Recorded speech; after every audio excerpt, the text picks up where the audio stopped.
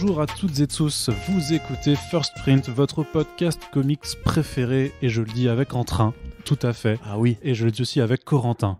Oh là là, déjà voilà, une blague, et allez, voilà. boum, 1-0 pour l'humour. On est là pour rigoler, mais on est surtout là pour vous parler de comics avec ce nouveau numéro du format Back Issues, qui est là pour faire le point sur quelques sorties VF.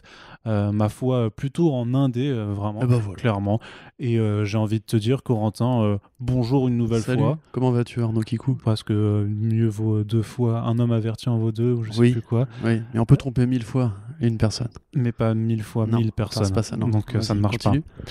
Comment vas-tu, Corentin? Bah écoute, voilà. C'est voilà. C'est pas mal. C'est vrai, toi? C'est vraiment pas mal. On essayait d'avoir un petit peu une introduction enjouée. Je crois que c'est complètement foiré. Je suis super enjoué. C'est vrai. Voilà. Je suis dans mon Happy World. D'accord. Très bien, Corentin. Écoute, oui. Les gens se rendent compte qu'on a du mal à se lancer sur cette intro. Alors, avant que ça ne devienne trop malaisant, commençons tout de suite par aborder les quelques titres qu'on avait envie de vous chroniquer aujourd'hui. Allez. On vous avait livré un numéro Back Issues VO il y a quelques temps qu'on vous invite à aller écouter, bien entendu. Et là, on est vraiment avec nos copains de l'édition en France qu'on a envie de soutenir dans la plupart des cas. Achetez des BD, lisez des BD, empruntez des BD à vos potes, à des bibliothèques, je ne sais pas, que n'importe où. Et Corentin, on commence avec un nouvel album pour Tank Girl Forever. Voilà. Oui. Bah, d'accord. Présente-moi Tank Girl Forever. Donc ça sort dans le label 619 avec les éditions Ankama.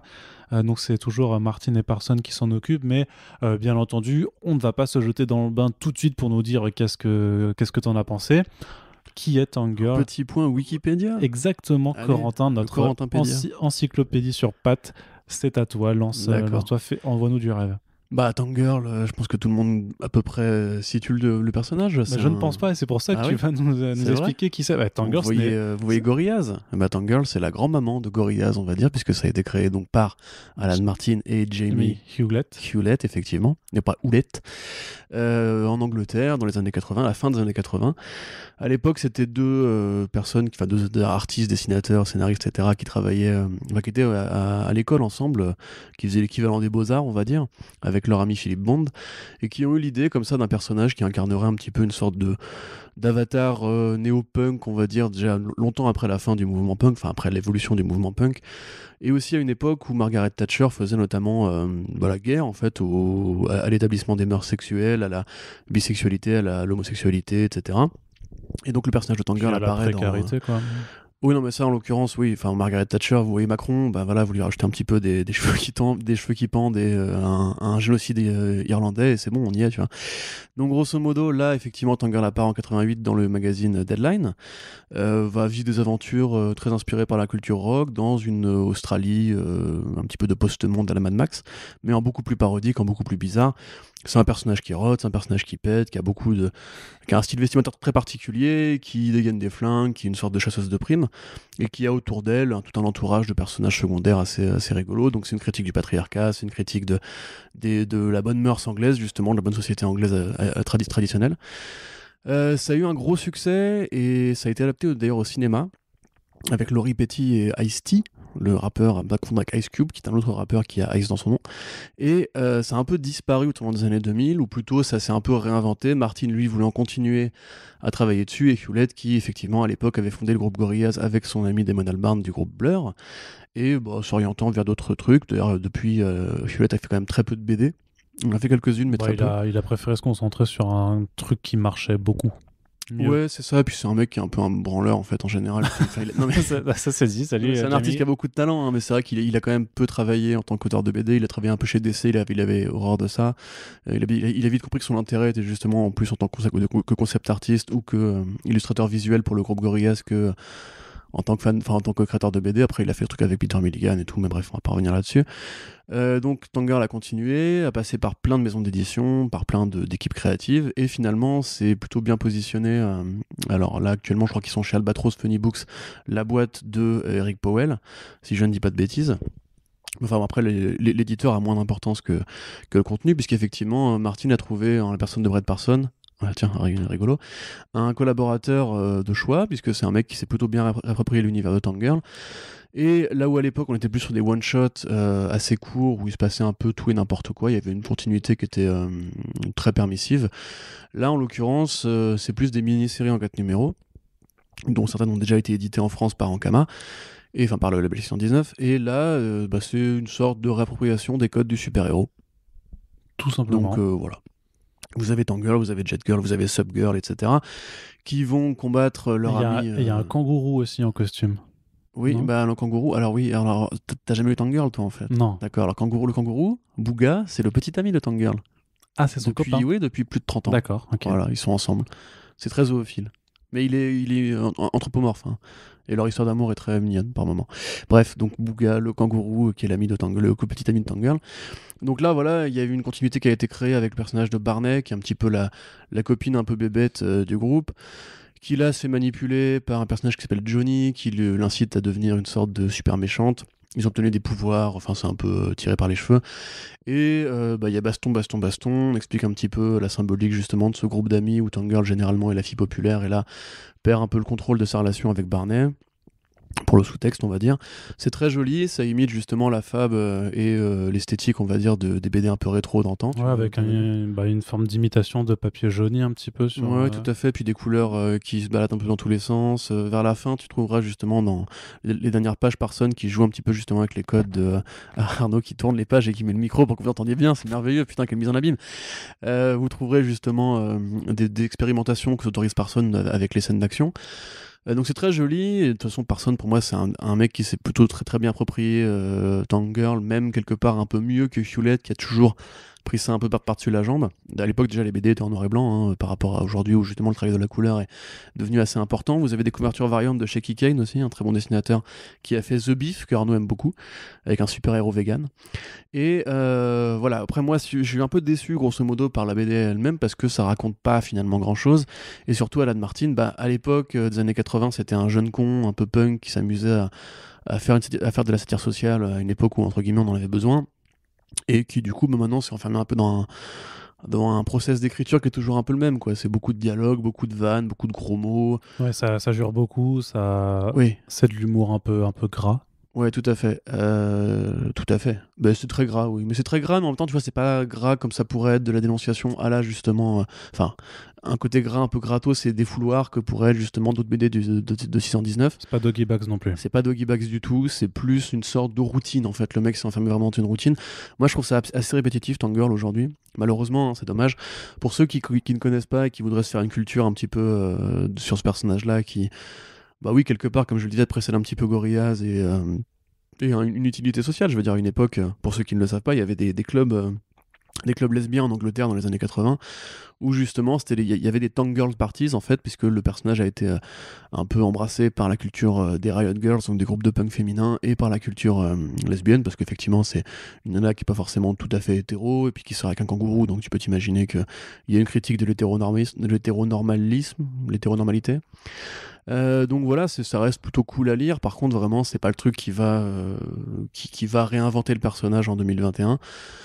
Mais ça fait le taf. Et puis ouais, cette espèce d'effet un petit peu à la Hip Hop Family Tree, X-Men Grand Design, pour les amateurs de rétro, c'est plutôt cool. Juste un petit truc, les traductions sont pas forcément très évidentes. Il y a des traductions qui sont vraiment reprises au mot à mot, tu vois. Et parfois, ça fait même des petits contresens, comme par exemple, dans la VO, à un moment donné, un personnage dit I'm shitting in my boots. Donc, tu vois, grosso modo, je me chie dessus. Et là, c'est traduit par je me chie dans les bottes. Sauf que chie dans les bottes, c'est un autre sens en français, tu vois. Donc là, c'est des petits. C'est quoi? Quand tu dis que quelqu'un te chie dans les bottes, c'est qu'il te manque de respect. C'est un truc de l'armée, en fait. Ok, d'accord. Ouais, pas me chier dans les bottes. Tu vois, t'as pas vu des films de genre Full Metal Jacket ou... Mais pas en VF. D'accord. Et bah voilà, Arnaud, tu as appris une expression idiomatique française, merveilleux. Non, mais ce que vraiment, c'est que j'aime bien, c'est que je m'instruis en faisant même ce podcast. Et donc, ouais, du coup, il y a pas mal de trades qui sont un peu justement trop mot à mot. Mais c'est compliqué, évidemment, parce que c'est un langage qui est très fleuri, qui est très imagé, donc voilà, on pardonne. Moi, je dirais, voilà, si vous voulez un petit peu découvrir Tank Girl, là, justement, c'est du super-héros, donc c'est peut-être plus perméable pour ceux qui vraiment auraient pas les notions. Mais c'était déjà un peu le cas avant, hein. Il y avait, je crois que c'est Action Alley, où il y avait justement déjà une appropriation des codes et des films de la Seconde Guerre mondiale et de la nazi-exploitation, où il y avait justement plein de nanas à poil qui ont été des nazis, grosso modo, donc c'était un petit peu comme ils faisaient à la Louve, etc. Arnaud, anecdote? Tu veux pas la Ouais, mais répéter? non, D'accord. je la raconterai Une pas. fois, il est version un DVD. Bref. Et donc, voilà, sympathique sans plus. Honnêtement, j'ai préféré justement d'autres trucs de 619 dont on va parler tout à l'heure. C'est quand même grave joli. Et donc, C'est très joli. C'est Titan Comics qui est publié en Ok. VO, du coup, pour ce volume-là particulièrement. Je voulais demander vraiment si ça apportait quand même quelque chose un petit peu de jouer plus avec vraiment les super-héros et les costumes, puisque c'était Non. pas trop Non, vraiment non. ce qui était abordé dans les précédents. C'est très mini-séries. accessoire. Ça, pour Brett Parsons, ça apporte de la compo un peu originale. C'est-à-dire qu'il y a beaucoup de découpages qui font très Silver Age. C'est des jolis costumes et tout. Par contre, le scénario est tout à fait. Enfin, c'est allégorique comme d'hab. Grosso modo, c'est juste pour avoir de la baston. Et puis un léger affrontement psychologique, on va dire, entre Barney et Tank Girl. Mais sinon, non, c'est un motif qui est emprunté. Il n'y a pas forcément une critique du super-héros, ni une parodie qui va au-delà des costumes. Donc voilà. Très bien. Pas Merci très de Corentin. rien. Et donc c'est disponible aux éditions, au label 619, pardon. Et comme souvent avec ce label, ben, du coup c'est pas vendu bien cher parce que c'est 13,90 €. Donc l'effort est appréciable. Donc pour ce souple à rabat, voilà, qui est quand même plutôt joli, en tout cas en tant qu'objet, Ouais, bien sûr. Ouais. je trouve. Et on va enchaîner tout de suite avec quelque chose qui n'a rien à voir, mais dont on vous a déjà parlé quelques fois en podcast parce qu'on l'attendait depuis un certain temps. C'est le premier tome Afterlife with Archie, donc qui est publié chez Glénat dans la collection Login. Alors la collection Login qui a été créée il y a quelques années maintenant, c'était il y a 2 ans, je crois, c'était en 2018, pour accueillir notamment les titres Archie Comics, avec l'idée dans Login, du projet Login, qui n'était pas juste l'enclave de Glénat Comics pour accueillir les Archie, mais il y avait aussi d'autres bandes dessinées qui allaient dedans, qui était un petit peu voilà, le fait d'ouvrir la collection pour faire du young adult, tout simplement. Donc ce format un petit peu croisé entre la jeunesse et les comics pour adultes. Et c'était des albums plutôt grand format, qui étaient en souple notamment, et qui étaient proposés à un prix assez accessible, mine de rien. C'est pour ça que moi, je me rappelle à l'époque que j'avais beaucoup apprécié le fait de voir débarquer notamment dans cette collection le Archie de Mark Waid et Fiona Staples, en tout cas Fiona Staples qui est illustré au début, également le Betty and Veronica de Adam Hughes, ou encore Jughead de Erika Anderson, et cet auteur du coup qui avait fait aussi Squirrel Girl, et du coup je l'ai plus, je sais plus si c'est Eric Norton, je crois. Enfin bref, voilà. Oui, Je sais pas. suis pris à mon propre piège de ma mémoire, vais pas t'aider. généralement infaillible. Enfin, tout ça pour dire que ce qu'on attendait beaucoup, par contre, quand on a su que Glénat allait faire les titres Archie Comics, c'était notamment à l'époque où Riverdale, c'était la saison 2 seulement. Il y avait Chilling Adventures of Sabrina qui avait été annoncé. Et donc on attendait forcément 2 titres particulièrement qui découlent d'un imprint qui s'appelle Archie Horror, donc qui est une déclinaison horrifique de l'univers de cet éditeur. Sachant qu'à l'époque, c'était même Archie's Madhouse quand ça a commencé.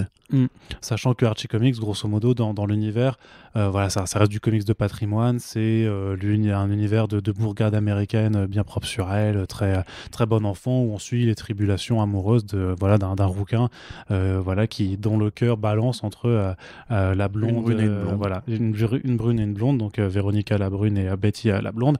Et cette réinvention en termes d'horrifique avait notamment 2 volets très intéressants. C'est d'une part Chilling Adventures of Sabrina, qui était vraiment une réinvention très noire et qui prenait vraiment le côté très sorcière de Salem, tout ça, pour réinventer cet univers de l'apprentie sorcière, et qui a donné la série Netflix qui s'est désormais achevée. Et à côté, il y avait en fait un titre qui l'avait précédé historiquement, c'était cet Afterlife with Archie, donc de Roberto Aguirre Sagaza et Francesco Francavilla, qui est donc là, par contre, vraiment l'univers de Archie, façon La Nuit des Morts Vivants de George Romero. Oui. Et donc ça arrive dans un premier tome, cette fois en cartonnier, puisque depuis 2020, il y a... Voilà, enfin 2020. ouais, je sais, je l'ai fait exprès. Ah, Le format souple a été abandonné. À croire que ça n'a pas forcément marché, ce qui est dommage parce que ça permettait en plus d'avoir des comics moins chers. Mais bon, ça c'est le lectorat qui dicte un peu les conduites éditoriales au final.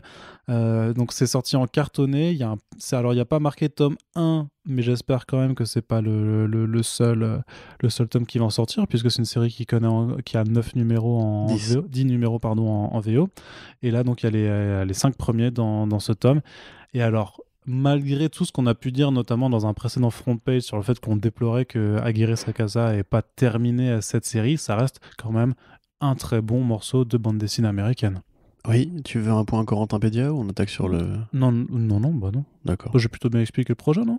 Mais t'as oublié plein de trucs. Ah, mais alors dis-le dans ce cas. Bah, Roberto Aguirre Sacasa, qui est justement le scénariste, créateur des séries Riverdale et Afterlife with Archie, qui va bientôt faire le reboot de True Blood sur HBO, et qui est un mec qui vient de la comédie... Riverdale et Chilling Adventures of Sabrina. Oui, par tout à contre. fait, pardon. Et Katie Keene aussi. Et Katie Keene, ouais. Et qui est un mec On n'oublie pas Katie Keene quand même. Si. Et qui est un mec qui vient au départ, justement, qui est dramaturge au départ, qui était un fan d'Archie de comics en général depuis très longtemps, dont la carrière avait commencé par une pièce qui justement interrogeait la sexualité d'Archie. À l'époque, il avait écrit donc cette pièce dans laquelle Archie était gay, parce que lui-même, Roberto Aguirre Sacasa est gay, donc ça probablement devait l'intéresser de parler de ça. Et il avait reçu un cease and desist, enfin une injonction d'Archie Comics pour que la pièce ne sorte pas. Donc déjà à l'époque, une grande histoire d'amour. Il n'a pas été revanchard ni rien. Après, il est devenu donc dramaturge à New York. À l'époque, Marvel cherchait à recueillir un peu de nouvelles voix pour écrire leur BD. Et une agence d'écriture est passée par lui pour écrire notamment un volume des 4 Fantastiques, qui est très connu aujourd'hui d'ailleurs. De rebond en rebond, il est passé chez Archie après avoir fait un crossover entre Archie et Glee, parce qu'à l'époque il écrivait pour Glee, parce que c'est un mec qui bosse aussi beaucoup pour le musical. Et finalement, c'est fait Afterlife. Mais Afterlife, c'est important d'en parler parce que justement, c'est grâce à Afterlife qu'il y a pu avoir le reboot avec Mark Waid, avec Shanna Staples et Adam Hughes, etc. Puisque auparavant, il y avait une continuité qui était établie, il y avait Life with Archie, etc. Et c'est vraiment avec ce personnage-là, justement, enfin ce scénariste-là, que s'amorce la réinvention d'Archie Comics, qui malheureusement en fait est proportionnelle à la durée de vie de Aguirre Sacasa dans l'industrie des comics. C'est-à-dire que après Riverdale et Chilling Adventures en série télé, il s'est vraiment déconnecté des bandes dessinées. Aujourd'hui, il en fait quasiment plus, voire plus du tout. Ce qui fait que la série est laissée en jachère. Et comme tu dis, il y a donc 10 numéros, pas de suite depuis 4-5 ans par là. Donc là évidemment c'est très cool de l'avoir en VF, c'est très bien de l'avoir coupé en deux puisque du coup tu pourras faire 2 volumes de 5 numéros. Par contre après la suite... Là-dessus je sais pas, le truc c'est qu'il n'y a même pas de tome 1 marqué, il n'y a pas une tomaison claire. Et dans ce sens-là, moi je l'aurais plutôt fait direct en album. Oui, je veux dire, ils l'ont bien fait avec Coda en mettant tout en un seul bloc. Mais je me demande s'ils cherchent pas à gagner du temps en fait. Tu vois, en se disant que peut-être un jour, peut-être ça qu'ils l'ont sorti en dernier. Qu'ils essayent de gagner du temps. Bah, je me demande si tu veux, en fait, ils l'ont pas sorti en dernier en espérant que le mec se remettrait, parce que officiellement la série n'est pas arrêtée en VO. Hein. La série doit continuer un jour. C'est probable qu'elle s'arrête, qu'elle n'ait jamais de suite, mais voilà. Donc, pour en parler furtivement, donc effectivement, ça mélange un petit peu différentes choses, notamment le cinéma d'horreur des années 70, avec le côté voodoo, le côté on va ressusciter le toutou de Jughead qui s'est fait écraser et c'est un peu ça. Par la résurrection, oui. Cimetière. Ouais, exactement, avec effectivement la nuit des morts vivants, et vraiment plus la nuit des morts vivants que le jour des morts vivants, puisque c'est ambiance nocturne pour le premier volume, avec une nuit où on suit les différents points de vue de la famille Riverdale, on va dire. Alors franchement, moi je vais pas mâcher mes mots, c'est probablement la meilleure BD qu'Archie ait jamais sortie. Frank Cavilla, c'est une brute. C'est un délire. C'est une brute épaisse au dessin, il y a rien à jeter, le jeu sur les couleurs est magnifique. C'est souvent généralement des teneurs bichromatiques avec beaucoup de gris, beaucoup de rouge, beaucoup de orange.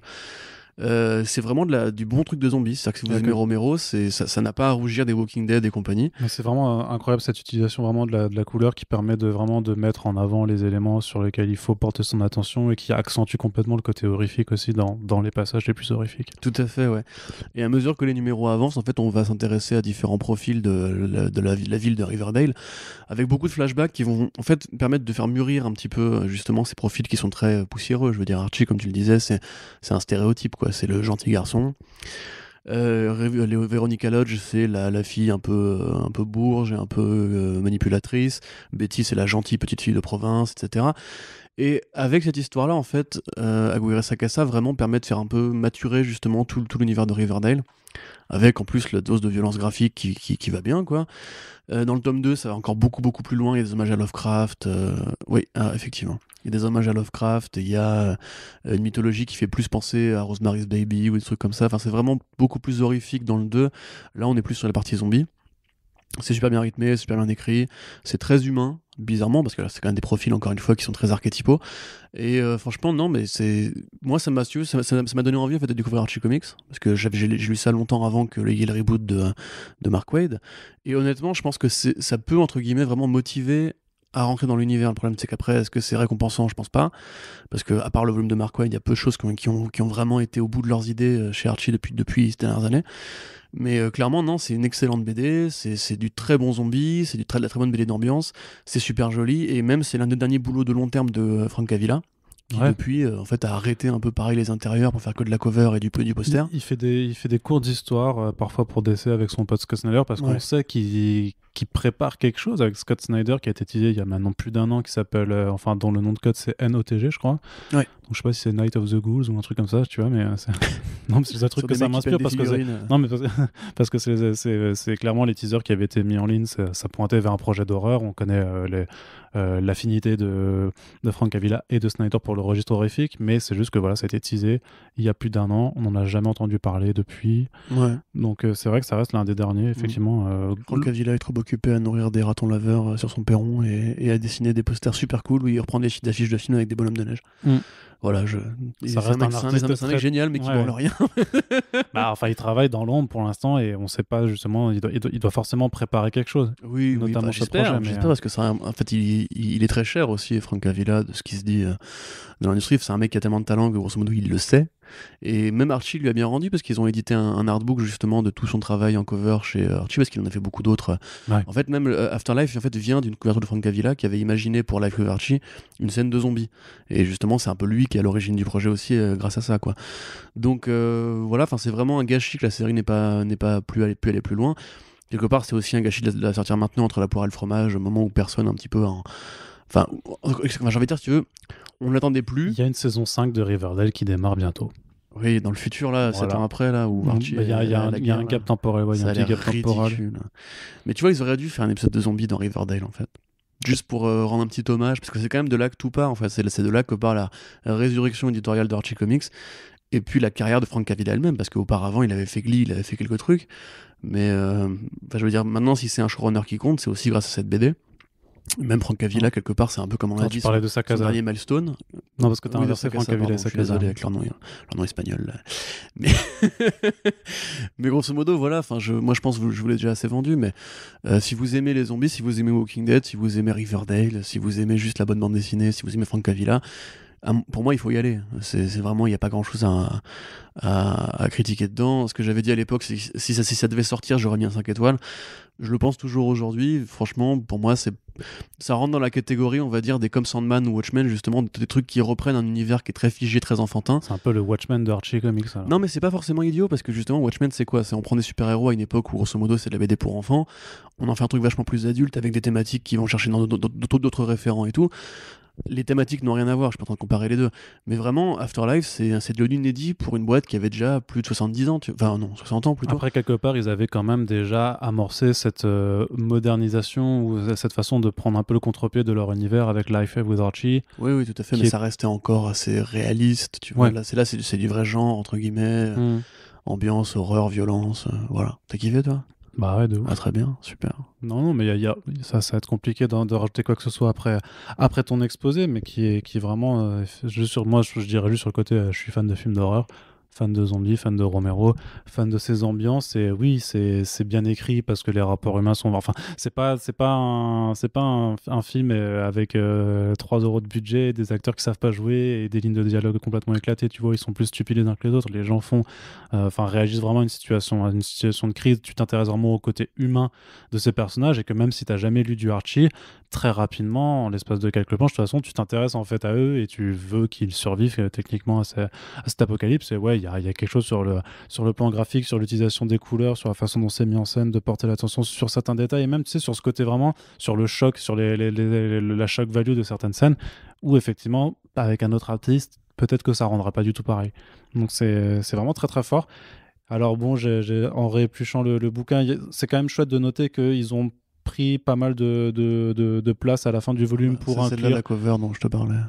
pour inclure voilà, les couvertures variantes ou des couvertures qui ont été faites autour de cet univers, notamment pas mal de travaux de Frank Avila, et t'as aussi pas mal tu vois, t'as quand même une bonne galerie de couverture et vraiment en pleine page, donc ça c'est toujours chouette, et aussi quelques croquis, tu vois, des travaux de planches pour un peu observer le storyboarding, la façon dont Frank Avila a un peu construit ses scènes. Et c'est vrai qu'à la fin il y a marqué, à la toute fin, tu vois, il y a marqué à suivre, trois petits points d'interrogation. Donc bon, j'espère que ce teasing là est pas vain, et que mais après je pense qu'il faut être très réaliste sur le fait que ça ce sera poursuivi, et que si les lecteurs se montrent au rendez-vous. Donc c'est vrai que ça sort un petit peu comme ça, et je sais pas trop comment enfin tu vois, je me dis qu'il y a quand même des partenariats qui sont des occasions de faire des partenariats loupés, que Netflix, je vois pas pourquoi ils en profiteraient pas pour Bah oui, vu oui. qu'ils diffusent la série en France, je sais. Mais le problème, c'est que voilà, c'est l'origine de la relance de Archie Comics Il y a même pas de stickers et de dessus, ce tu vois. scénariste-là. Oui, bien sûr. Bah Et non, même mais parce que ça n'a pas inspiré. et parce Techniquement, que ça n'a pas inspiré la série c'est Riverdale. non, bien entendu, mais bon, ça c'est dans l'univers de la série, tu vois. Bah, Je t'as sais en pas. haut à gauche, quoi. Mais le truc, c'est Riverdale que présente. oui, voilà. Non, mais justement, mais je maintiens même que ce Riverdale présente, il est en tout petit sur la couverture, alors qu'il était bien, bien plus gros sur les autres tomes. Et, et alors, Peut-être que la série Riverdale marche plus tant que ça maintenant, quoi. je sais pas, pour moi, ça reste quand même un argument de vente pas dégueulasse, surtout que sur le dos, tu vois, ça reste bien affiché, quoi. Donc, Après, pour sortir un peu du côté critique de ce podcast, pour moi, ils ont fait une erreur en le sortant aussi tard. Je pense vraiment ils se sont dit, gagnons du temps, enfin, laissons aux équipes créatives le temps de continuer la série pour être sûr qu'elle aura bien la une fin. priorité, c'était plutôt Chilling Adventures of Sabrina. Ça, c'est sûr, puisqu'ils l'ont quand même sorti il y a plus d'un an maintenant. Enfin, il y a un an maintenant. Ils l'ont pas sorti au moment de la saison 1 de Chilling Adventures. Non, mais moi, je me rappelle très bien d'un rendez-vous que j'avais eu où c'était quand même dans les plans à partir du moment où la série avait été annoncée. Olivier Jalabert avait déjà l'idée logique de le publier. Donc après, je sais pas si ça a pris plus de temps que prévu, si les discussions avec l'agent de Archie, je sais pas ce que ça a donné. Si d'abord, il voulait d'abord tester les produits d'Apple directement liés à Riverdale, notamment avec le Archie normal, on va dire, puisque techniquement, c'est quand même ce qui s'en rapprocherait le plus par rapport au Archie, par rapport à Riverdale. Mais oui, il y a eu un coche de coupé quand le Chilling Adventures est sorti 6 mois après les débuts de la saison 1, quoi. Donc ça, c'est sûr. C'est bien dommage, mais bon, après, nous, on n'est pas forcément agent marketing, juste, voilà, ça, c'est de la Ouais, bonne c'est ça. Le BD. truc, c'est que Lisez-le si là, vous aimez on les critique la zombies, stratégie édito de Glénat là-dessus, sachant qu'il y a aussi, il y a aussi un gros problème, c'est tout le changement de prod, du fait d'annuler le soupe pour repasser en cartonné, de rééditer les premiers tomes en cartonné, tout ça, parce que finalement, ça ne Je suis plutôt fonctionnait pas. content qu'il le fasse en cartonné, celui-là, pour le coup. Ouais, non, mais c'est un beau tome, il y a du vernis sélectif et tout sur le titre, sur les tombes et tout, donc c'est un beau produit. C'est 14,95 €, donc franchement, c'est pas ultra rêche pour du comics. Rush. Cher. Ouais, Voilà. parce que Resh, c'est autre chose. C'est genre une surface qui est un peu de rue. Oui, c'est vrai Tu aussi. Non, mais après, ça, c'est ma prononciation Non, mais alsacienne. j'aime bien te faire chier. On va dire que c'est ça. Donc, ça reste malgré tout de la très très bonne lecture. Donc, si vous avez envie de mettre quelques deniers là-dedans, nous, on vous le recommande de toute façon complètement. Et on continue du côté de Glénat avec une autre sortie plus imposante, qui est Adventure Man de Matt Fraction et des Terry Dodson. Dodson. Donc de Terry Dodson Et Rachel avec Rachel pour la mise en couleur. Et donc c'est une série qui a eu 4 numéros publiés d'abord chez Image Comics, mais c'est un projet clairement qui vise sur du plus long terme, mais ça on va y revenir puisque clairement ce n'est que l'introduction d'une plus longue saga.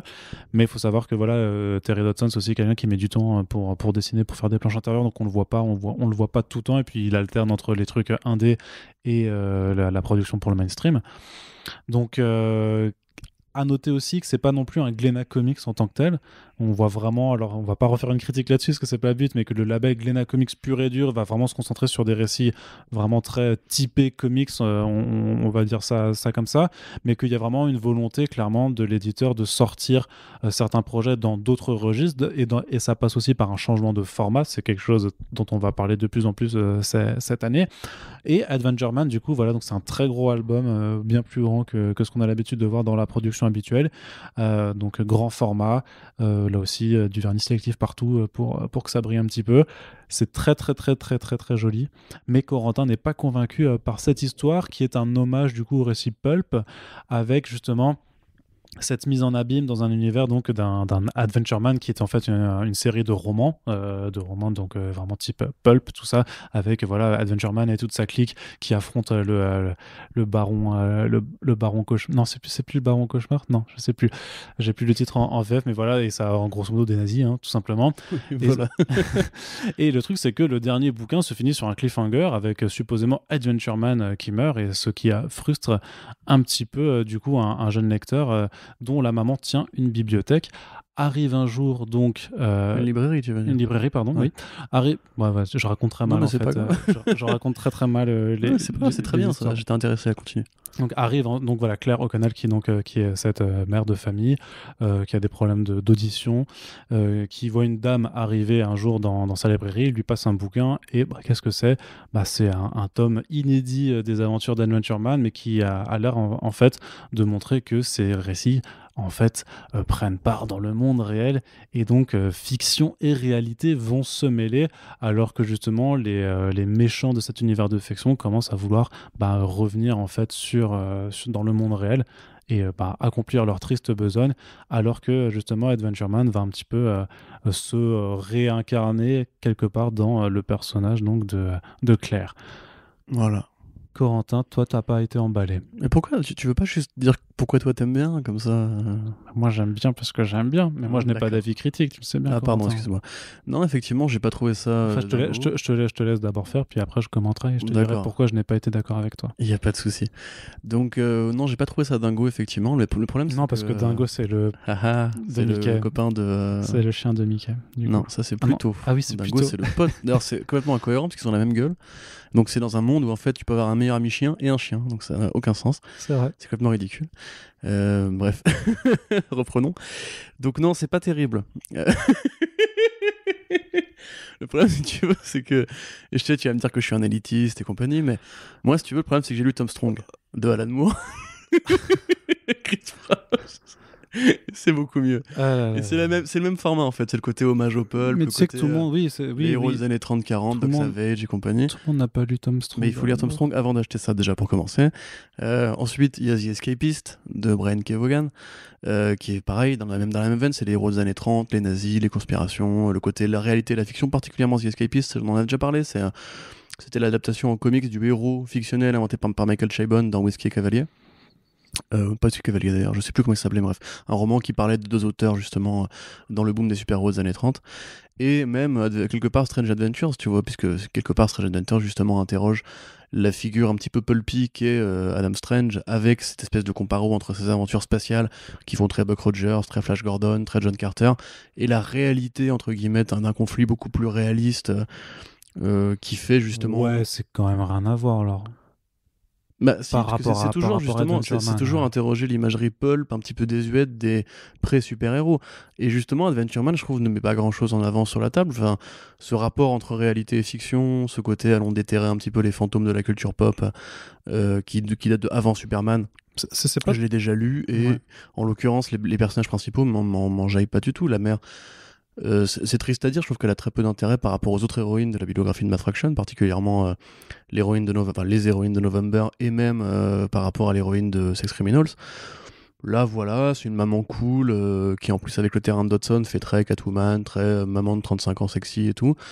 J'apprécie d'ailleurs que Dodson se censure un petit peu au niveau des postures un petit peu extravagantes, puisque c'est vrai que c'est un mec qui est connu pour justement un petit peu comme Frank Cho ou comme Adam Hughes, qui est un petit peu son clone de dessinateur en général, s'amuser, on va dire, avec le sexy. Là, il y a du sexy, mais c'est respectueux, courtois, etc., ce que tu veux. Mais c'est juste, non, je te dis, j'ai pas l'impression d'avoir trouvé un truc très original dans cette BD.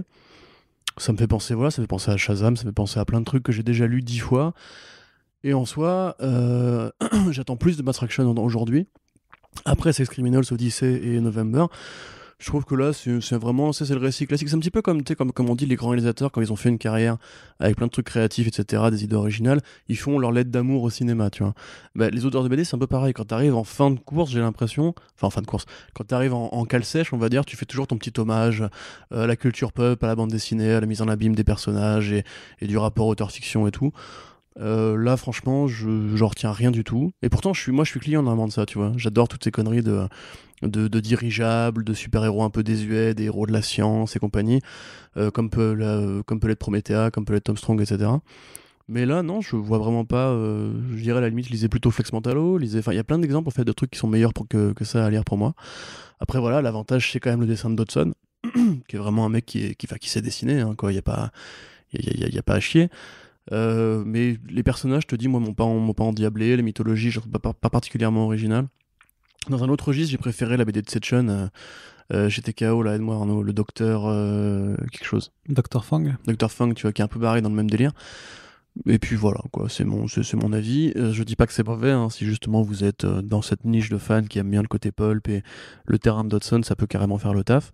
Quelque part, si vous aimez aussi tout ce qui est les DC bombshells, parce que c'est un peu la même esthétique justement Ouais. de sexy, façon Seconde Guerre mondiale, façon pin-up, façon justement, ouais, un petit peu entre deux époques, on va dire. Donc ça, franchement, je dis, ça fait le boulot à mon sens. Par contre, pour Fraction et pour cette catégorie de BD là, je peux citer au moins trois trucs meilleurs de tête, tu vois. Donc pour moi, c'est rarement un bon signe. C'est pas que ça se contente pas que de vouloir réinventer ou de moderniser, enfin de moderniser les héros du peuple, mais aussi de les réinventer et de sortir en fait des clichés qu'il y avait d'écriture des personnages à l'époque justement de ces aventures-là.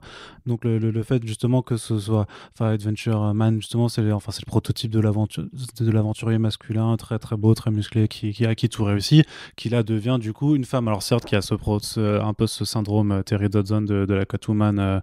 Bien sous tout rapport, mais qui a un handicap malgré tout, qui n'est pas forcément le plus représenté, et notamment, et c'est un peu dommage de le retrouver et je ne spoil pas non plus, mais plutôt dans la deuxième partie du volume, de voir que cette réinvention va se poursuivre notamment parce que donc Claire est en fait une fille adoptée parmi en fait une famille où il y a 6 autres filles adoptées, et tu vas voir et que ces personnages-là tous féminins sont aussi très divers dans la façon d'être représentés, et que ça va amener justement à une autre forme d'actualisation où tu vois que l'Adventures, enfin que l'hommage au peuple petit à petit va se transformer un petit peu en un hommage plus à la Shazam, à la Marvel Family, ce genre de choses-là qui donnent envie, pour le coup, de continuer l'aventure. Alors effectivement, quand on a ton background de lecteur, quand on a lu Tom Strong, quand on a lu The Escapist et tout ça, j'imagine que tu as un côté ressucé ou un côté, voilà, j'ai déjà lu ça et c'était mieux, ou en tout cas ça m'a plus convaincu,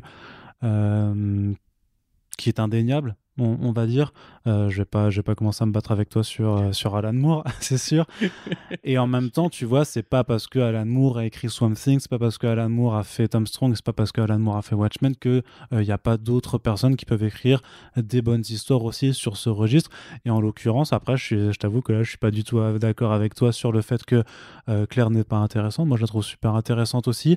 Honnêtement, des mères de famille. Non, mais c'est con aussi, tu vois. Mais en vrai, des personnages féminins qui sont des mères de famille, qui ont un gosse à gérer, qui ont ce genre de problèmes de tracas du quotidien, ou en plus quelque part, enfin, c'est pas comme si on le mettait en avant c'est con, tu vois, mais son problème d'acoustique, ça a un réel impact après dans l'histoire. Enfin, c'est utilisé à bon escient, tu vois. C'est pas juste bon, bah on a mis une sourde, une personne qui est malentendante, une personne qui est sourde, juste pour un principe, comme ça on peut dire ouais, je l'ai fait regarder. Non, ça du coup c'est à la fois utile dans sa vie, dans la façon dont elle vit, puisque notamment quand tu vis dans une énorme ville, bah le fait de vraiment d'être coupé des sons, ça lui permet d'avoir en fait la sérénité dont elle a parfois besoin. Ça, c'est un truc très con, mais à une scène de repas où tout le monde est en train de discuter, ça la saoule, ça lui permet un peu de s'échapper sans le faire exprès, tu vois. Enfin, et en l'occurrence, Elle enlève ses prothèses auditives pour ouais, pas entendre les ouais, sa c'est ça. famille, ouais. Et en l'occurrence, à d'autres moments, ça aura un impact même dans des scènes d'action. Donc, je trouve que c'est assez malin, assez habile de pouvoir aussi mêler ce genre de thématiques dans un registre où clairement, c'est pas souvent envisagé. Et surtout, où en général, les personnages qui ont ce genre d'handicap, en fait, sont clairement second plan. Moi, je me rappelle très bien d'arc de Bad Girl ou dans le mainstream, il y avait même une série que Gail Simon avait faite, dessinée par Freddie Williams 2, qui était vraiment un truc avec un ensemble de personnages qui était une sorte de... Secret Six. Non, non, non, non, ça avait rien à voir. Ma mémoire me joue encore des tours, Hmm. mais en grosso modo, il y avait aussi des personnages, voilà, qui étaient très divers et très handicapés, mais grosso modo, le handicap, c'était toujours quand même, c'était jamais le personnage principal, tu vois. Alors, je dis Ouais. pas que c'est bien parce que il y a ce type de handicap qui est représenté. Par contre, à mon sens, ça a quand même son intérêt de le voir autant mis en avant et autant exploité. Je trouve qu'au niveau de l'histoire, enfin, tu te plais à suivre vraiment le côté. Comme dit, je suis pas expert comme toi là-dessus, mais pour moi, je trouve que c'est bien foutu. Vraiment, la façon dont tu te rends compte aussi, la façon dont Matt Fraction aussi questionne en fait c'est quoi la mort d'un personnage de fiction, tu vois. Qu'est-ce qui fait vraiment? Est-ce que c'est parce que tu lis la mort d'un personnage de fiction qui va réellement crever, ou est-ce que c'est parce que tu vas oublier en fait? C'est parce que tu sais, bah t'as peut-être lu plein de bouquins quand t'étais gamin avec des héros qui vivaient, qui mouraient ou je sais pas quoi. Il y en a dont tu te souviens encore, même s'ils étaient morts dans leur propre récit, alors qu'il y en a d'autres qui vivaient encore peut-être, mais que tu as complètement oublié, tu vois. Et j'aime bien cette façon d'interroger, de savoir en fait qu'est-ce qui est vraiment, ouais, à quel moment vraiment un personnage de fiction disparaît réellement, tu vois. Est-ce que parce que le narrateur l'a décidé, ou parce que en fait son public l'a oublié. Et voilà, c'est ce genre d'interrogation qui personnellement me plaît, me plaint. Et par contre, vraiment, alors, par contre, pour le coup, big up vraiment à Glénat sur le format, parce que je suis assez persuadé que Non, c'est joli, la tranche est très jolie en plus. c'est le dos du coup. Non, c'est la tranche. Non, la tranche, c'est ça. C'est la partie. D'accord. Si tu confonds. Ouais. Non, mais on confond souvent, mais en fait, la partie que tu vois avec le logo, ça s'appelle le dos du D'accord. bouquin. Voilà. Merci, alors, Corentin, on lit Salut, Tom Strong. on lit des comics, mais on n'est pas foutu de savoir ce que c'est. Alors, il y a la couverture, le dos, la 4e de couverture et la tranche. Voilà, je te ferai une petite leçon un jour si tu veux. Ça me fait plaisir. Une petite masterclass. Non, mais je veux dire, je suis persuadé vraiment. Je vais te prendre le cul, toi. Mais viens. Je suis assez client du fait de la variation du format du bouquin pour réussir à l'exporter un petit peu en dehors du rayon comics pur et dur. Parce qu'effectivement, un Adventure Man, en termes de récit d'aventure, en termes de dommage au code pulp, mais même parce que ça raconte ça. C'est cette niche de gens qui aiment bien la BD steampunk et tout. Ouais, voilà, c'est ça. Oui, en l'occurrence, c'est plus dieselpunk, mais il y a vraiment les lunettes, les grandes écharpes et tout. Voilà, je pense que c'est clairement quelque chose qui peut vraiment trouver sa place en dehors du rayon comics et qui peut intéresser d'autres lecteurs. Et en plus, le truc, c'est qu'il y a un historique aussi entre les Dodson et Glénat, parce qu'ils ont fait notamment le Red, qui était scénarisé par Xavier Dorison, qui était un récit d'espionnage, qui avait été d'abord publié en 2 albums cartonnés chez Glénat avant d'être exporté chez Image Comics. Je me demande si ça, c'est pas aussi un projet peut-être à la croisée des choses en termes d'objectifs de publication. C'est-à-dire que ça a été, certes, ça a été publié chez Image Comics en VO avant du coup la VF, mais est-ce que c'est pas un truc qui a été préparé d'un point de vue commun en fait entre tous les acteurs pour quand ça arrive en VF, notamment sur ce format agrandi. Alors j'ai pas les single issues VO pour comparer, mais j'aimerais bien voir la taille des singles de Adventure Man chez Image pour voir s'ils avaient aussi bénéficié de certains agrandissements. En tout cas, ça marche, surtout que là c'est quand même Terry Dodson qui dessine bien. Qui se fait grave plaisir sur la composition, qui remplit ses planches de ouf. C'est vraiment très très très très très joli. Tout le premier segment qui est vraiment en fait, avant que tu te rendes compte qu'on est en train de lire les histoires d'Adventure Man, t'es vraiment dans ce genre de récit pulp. Je trouve que ça fonctionne hyper bien, ça explose, ça vibre, il y a tout, il y a de l'action, ça se renvoie très bien, l'hommage est vraiment réussi. Donc très content. Alors bon, on attendra la suite du coup en VO qui n'a toujours pas démarré, mais là-dessus il y a vraiment un tome 1 et clairement c'est un truc qui appelle à une suite. Donc moi par contre effectivement je recommande si vous n'avez pas lu voilà tous les autres trucs. Je pense que ça apporte. Je pense que ça voilà, mais moi je pense que ça apporte quelque chose, que c'est pas. Non, mais je suis pas en désaccord avec tes arguments. Juste moi les personnages m'ont pas accroché. Et puis vraiment je te dis je peine à trouver un petit peu. Alors effectivement il y a ce côté la surdité. D'ailleurs, ça me fait penser, il y a un super-héros, enfin un personnage dans Daredevil qui est atteint de surdité. Tu sais, je sais plus comment elle s'appelle, ça m'énervait, mais il y a eu des romans graphiques de Bendis et Mac sur le sujet qui étaient hyper jolis à regarder, toi qui aimes bien la vie de Mac d'ailleurs. Mais non, sinon à part ça, vraiment, je suis pas en train de dire que c'est de la merde, hein. Je dis juste que si tu veux, moi ça m'a pas accroché. C'est pour ça que je vais pas forcément en parler et que je voulais que tu déroules ton truc, mais tu m'as interrogé donc je te réponds, espèce de gros bâtard. Tu peux attaquer maintenant, Arnaud. Ouais, je voulais juste dire donc que c'est disponible chez Glénat, que ça coûte donc 19,95 €, donc 20 balles pour un album comme ça, un très joli album. Ma foi, je trouve ça plutôt correct. Et donc on va continuer avec alors un autre ouvrage qui est sorti chez Delcourt, voilà, qui a quelques sorties indé comme toujours, hein, qui continuent. Donc on avait parlé par exemple d'Undiscovered Country il n'y a pas si longtemps, on avait parlé de la réédition du Moby Dick de Bill Sienkiewicz, et là on s'intéresse à un titre qui s'appelle Folklore. Donc c'est le premier tome d'une série qui a été publiée chez Boom Studios, donc l'éditeur indépendant qui est un peu en train de devenir le nouvel Eldorado, le nouveau Image Comics, en tout cas en termes d'image, clairement, et sans jeu de mots, c'est vraiment avec de nombreux projets comme Once and Future, qui a aussi été publié chez Delcourt, comme We Only Find Them When They're Dead, qui arrivera bientôt chez iComics, comme Something is Killing the Children, qui est chez Urban Link. Voilà, c'est pas mal de titres qui littéralement ont explosé, qui ont réussi à beaucoup trouver un lectorat assez conséquent. Et donc Folklore, c'est une série qui est écrite par Matt Kindt. Matt Kindt, que j'ai l'impression qu'on aborde souvent en podcast, et à chaque fois on devrait vous le représenter, mais bon, Matt Kindt, c'est Depth Age, c'est Mind Management, c'est énormément de bons titres d'espionnage aussi, c'est Grass Kings par exemple, c'est Du sang sur les mains chez Monsieur Toussaint l'Ouverture, c'est Revolver. c'est toute une bibliographie de qualité de façon très générale. Il a fait aussi avec Jeff Lemire, mais je me rappelle plus ce qu'il avait Alors fait. c'est en développement là actuellement, je crois. Ouais. Ils Non, ont il fait a un Kickstarter. Ouais, mais je crois qu'ils avaient déjà, ils ont déjà dû collaborer ensemble. Black Badge, il n'y a pas Jeff Lemire dedans? Non, Black Bay, je crois qu'il il le dessine. Ok. Mais enfin bref, voilà, c'est toujours très bon. Et donc là, il est avec un autre Matt qui s'appelle Matt Smith pour Folklore. Et alors, de quoi ça parle? Ça nous parle d'un jeune homme qui s'appelle Hansel. Presque, c'est pas Hansel et Gretel, mais non, mais ils sont dedans, donc quelque part. Quelque part, on ne sait pas, qui vit donc dans un monde de fantasy, enfin dans un monde de contes surtout, et comme tous les jeunes personnes de son âge, et bien à un moment, tous ces personnages-là doivent trouver leur quête. Et forcément, parce que dans tous les contes, chaque personnage a une putain de quête, donc ils doivent choisir la leur. Et sauf que lui, du coup, sa quête un peu, c'est d'aller retrouver donc un peu les personnes qui écrivent ces histoires. Grosso modo, alors ils les appellent les maîtres peuples, tout simplement. Et, Maître peuple, ils ont traduit mais le truc, le maître peuple. Ouais, c'était comment en VO? Folklords. Ah oui, du coup, c'est ça. Ouais. Les Lords of the Folk, les Folklords. C'est ça, ils appellent les maîtres. Bah écoute.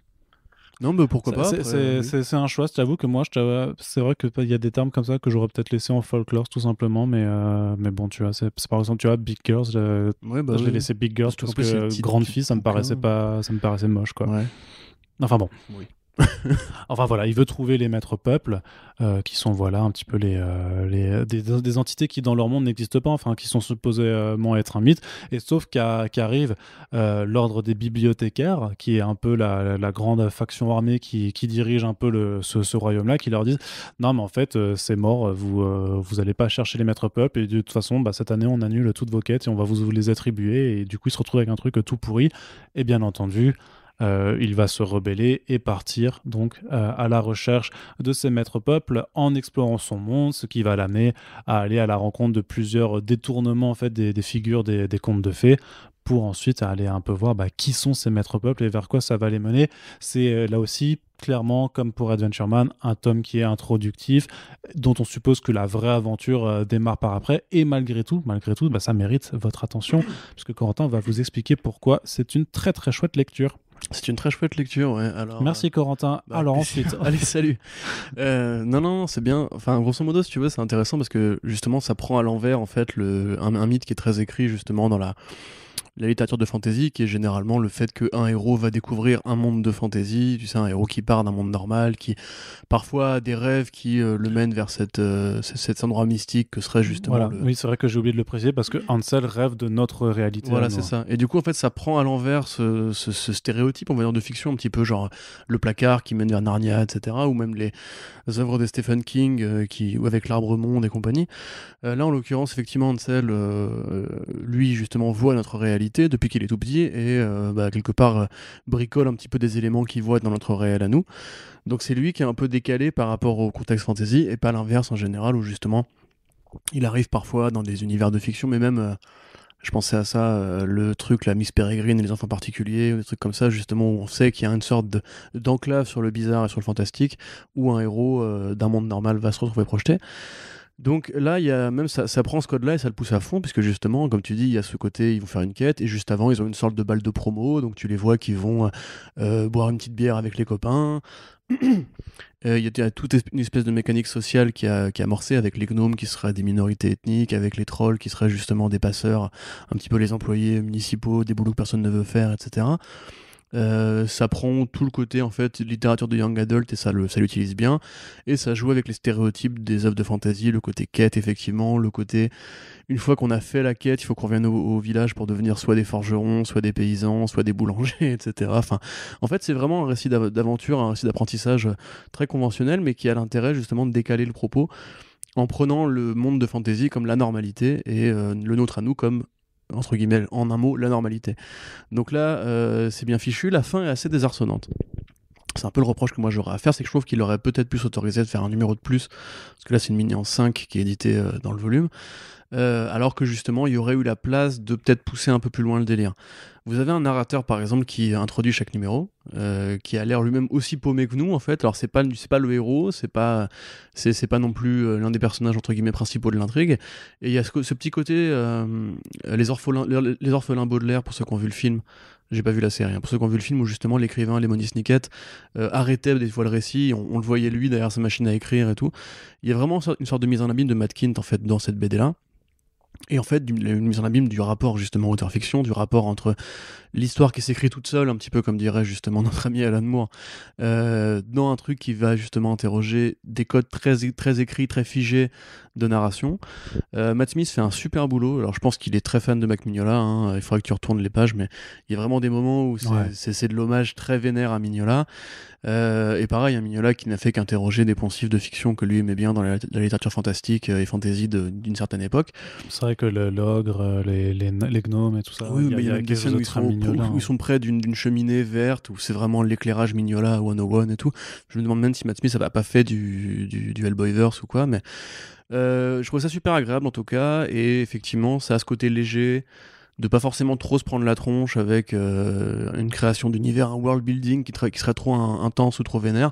Finalement, on découvre vraiment au fur et à mesure le monde. Ouais, c'est ça, on découvre avec le personnage. Le personnage de Hansel lui-même se pose pas trop de questions. Enfin, il a l'air plutôt droit dans ses bottes et tout. Donc c'est une lecture plutôt agréable et qui va en fait très bien avec le style de Matt Kindt, puisque Matt Kindt en général, comme il est fait pour Ether ou pour Black Badge, c'est en fait prendre des trucs qui justement peuvent parfois faire un peu littérature jeunesse et y mettre un petit peu son interrogation par rapport aux métaphores figées, par rapport à ce que lui peut donner entre guillemets de neuf ou de réaliste ou de sombre. Dans Ether, c'était beaucoup ça, tu vois, c'est un monde de fantastique très magico centré, tu vois, qui fait limite très BD jeunesse, dans lequel le héros est suicidaire, dépressif, et il y a toujours cette espèce d'interrogation entre les trucs que lui il aimait bien quand il était gamin, il a grandi, il est devenu auteur, et maintenant il ramène un petit peu de gris. C'est vrai qu'il est un peu comme Jeff Lemire, un auteur qui est assez écorché vif, qui parfois met beaucoup de dépression dans ses bouquins. Là c'est pas déprimé, mais c'est plus une sorte d'interrogation sur le côté comment l'histoire qu'il écrit s'écrit toute seule en fait au fur et à mesure, et peut-être presque lui échappe des mains. Donc effectivement la fin est assez ouverte, elle donnera peut-être l'occasion à un tome 2, mais je trouve que l'accord des deux se fait très bien. Smith comprend justement très bien cette espèce d'ambivalence entre le côté jeunesse et le côté un petit peu j'ai envie de dire horreur, on va dire par endroit. Et puis voilà, pour moi c'est de la très bonne BD, ça correspond bien à cette espèce de miroir inversé de Narnia ou d'autres BD de fantasy de ce genre, enfin d'autres récits de fantasy de ce genre. Et puis voilà, Matt Kindt, c'est un mec qui sait écrire, qui sait maîtriser son rythme, qui met des personnages qui sont toujours assez désarçonnants. Voilà, je pense par exemple un personnage, alors je sais pas comment ils ont traduit ça, qui s'appelle Ugly en anglais. Led, voilà, Led. Qui pareil, pour le coup, tu vois, tu parlais du côté, c'est rare de voir une héroïne atteinte de surdité dans une BD. Bah là, quelque part, c'est rare, dans une œuvre de fantasy, c'est rare de voir un personnage qui inverse ce stéréotype de l'ogresse du village, on va dire, pour devenir une sorte d'ancienne aventurière ultra vénère et tout. Hansel et Gretel, donc qui sont effectivement, enfin c'est pas vraiment Hansel et Gretel, mais c'est plus ou moins assumé comme ça. Ou pareil, il y a ce côté inversion de stéréotypes et tout. Donc, je pense qu'il a dû s'amuser à le faire. On voit que ça sent le côté un peu expérimental, où je pense que lui-même savait pas forcément là où il allait à la fin du bouquin, et la fin du coup fait précipiter. Ouais, c'est peut-être le seul truc un petit peu dommage, c'est que t'as cette fin qui fait un petit peu précipiter, mais t'as aussi en fait quelque chose qui manque un petit peu. Alors c'est bien effectivement de pas avoir un côté world building trop pompeux, on t'explique tout et tout ça. Je pense que en fait entre chaque numéro, tu as la carte du monde qui est explorée, qui se dessine un petit peu et qui permet de faire un peu le point sur dans quelle région on est allé. Et ça c'est plutôt une bonne chose, surtout que c'est hyper bien amené sur la toute fin, puisque en fait on découvre une autre carte grosso modo et enfin ça te permet vraiment de faire le lien que c'était pas juste de l'illustration pour faire joli quoi, mais parfois t'as ce sentiment un petit peu de on aurait aimé en découvrir un peu plus sur les tenants et les aboutissants de tout, parce qu'effectivement il manque pas mal encore d'explications, même si on comprend grosso modo mais tu penses que Matkin du coup se voit comme le méchant de ses propres histoires en général ou pas? Bah là, je sais pas s'il faut voir le méchant. À mon avis, je pense qu'il se voit plus comme Ansel, parce qu'en fait, lui, Ansel, c'est un mec qui, grosso modo, se prend. Enfin, comment dirais-je, imagine des mondes, tu vois. Et il expliquait d'ailleurs, quand il avait annoncé la série, qu'en fait, c'était juste. Il parlait avec un éditeur, ils étaient à table et tout. Le mec lui a parlé d'une tribu rituelle, nanana. Il a dit. Ils ont une sorte de folklore local, etc. Et le mot folklore, en fait, il s'est pris à imaginer justement le personnage d'Antel qui a popé dans sa tête. Il s'est imaginé justement un petit gars un peu déconnecté d'un monde de fantasy, avec ce costume qui tient beaucoup à porter. Et en fait, à mon avis, c'est ça, c'est vraiment juste, il a eu cette idée-là, et le personnage d'Ansel qui projette une sorte de réalité qui n'existe pas dans leur monde à eux, juste avec des visions. À mon avis, c'est plus ça, tu vois, Matkin, c'est plus justement ce mec qui, sans même y réfléchir, justement, a des visions d'autres imaginaires qui viennent se greffer à lui et tout, et il va chercher ce que ça veut dire, tu vois. Donc c'est plus ça. Après, effectivement, le rapport à l'auteur, qui serait du coup le maître monde et compagnie, c'est plus oui une sorte de côté à quoi servent les histoires, qui écrit, pourquoi écrit-on et tout. Il y a même tout ce côté justement, est-ce que c'est un rêve, est-ce que les rêves sont réalité et tout, parce que dans la métatextualité de la fiction, grosso modo, en fait, un rêve c'est quoi, c'est dans la projection d'un imaginaire que tu as enfoui en toi, en fait, et donc les auteurs couchent leur imaginaire sur papier. Je vais beaucoup trop loin, excusez-moi, je vais m'arrêter. Mais tu vois, c'est ce côté un petit peu Prométhéa, justement, où en fait c'est les histoires quelque part qui disent des choses sur nous, et la façon dont on les appréhende quand on crée, c'est une matérialité, grosso modo, des imaginaires qui dorment. Et voilà, je sais pas trop où je vais finir cette phrase, mais du coup, moi je trouve ça super intéressant, et c'est un bon complément au reste de l'œuvre de Matkin, qui généralement voilà, pose souvent ces questions-là sur la création des mondes, parfois plus ou moins affirmé, parce que comme tu dis, il fait beaucoup d'espionnage aussi. Mind Management, c'est toujours une sorte de compromis entre l'espionnage et la mécanique cérébrale, justement, qui va avec les manipulations fantasmées qu'on a fait, les théories du complot et tout. Donc là, c'est très accessible, en l'occurrence, ça peut être déceptif, ou ça peut être décevant, pardon, si effectivement on s'attend à un truc qui va avoir une conclusion plus logique, on va dire. Mais je pense que c'est un bel objet de réflexion, et c'est un truc qui vraiment se lit sans déplaisir, avec un rythme qui est très bien fichu, des personnages qui sont assez attachants, assez agréables. Et à mon avis, c'est une première pierre vers un truc qui va être plus gros. Ah, c'est sûr, ça c'est clairement certain. Sinon, je pense que Delcourt, de toute façon, ce sera pas risqué à mettre un tome 1. Puis, de toute façon, la conclusion elle appelle directement une suite, quoi. Donc, il faudra juste voir quand Kint et Smith pourront se dégager le temps pour faire la deuxième mini-série, tu vois. Mais c'est vraiment cette façon aussi de procéder de l'éditeur américain, comme avec Faceless, par exemple.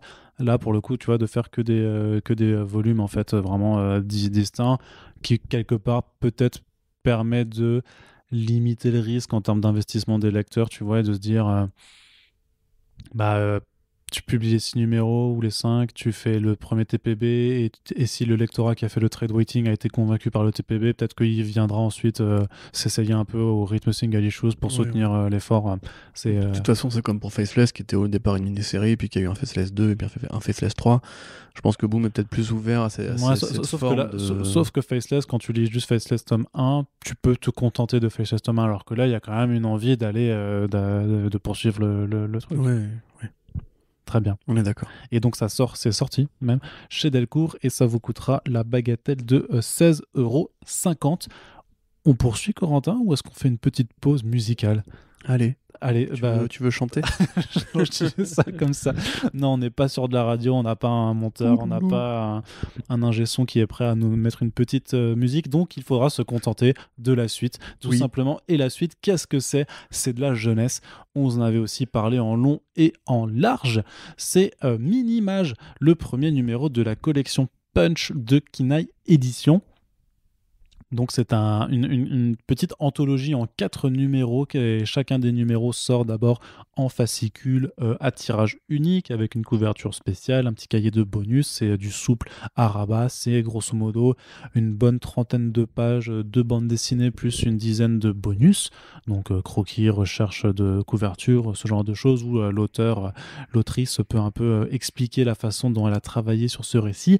Et donc Minimage, c'est le premier numéro avec une couverture toute mignonne qui nous emmène donc dans un monde où vivent deux factions, d'un côté les mages et de l'autre les légumineuses, qui sont à prendre au sens premier du terme, en fait du coup des graines de légumes, hein, mais qui sont doués de paroles. C'est des petits bonhommes sur pattes comme ça qui moi me rappellent vachement les esprits de la forêt dans le Princesse Mononoke de Miyazaki. Et donc ces trois graines, donc c'est lupin, fève et mimosa, tombe un beau jour sur un mini-mage, donc un bébé mage, donc qui appartient à l'autre faction qui est vraiment ennemi, hein, ils se détestent, et ils se disent, bon, ben quand même, on va pas laisser ce gamin crever dans la forêt, on va l'apporter dans le domaine des mages, et donc voilà, c'est un petit voyage pour aller à l'autre bout du monde, essayer d'apporter quand même à une tribu qui clairement veut te buter quelqu'un des leurs et le protéger, et c'est d'autant plus difficile que dans la forêt qu'ils doivent traverser, il y a le sport, S-P-O-R-T, qui n'est autre qu'un grand méchant loup.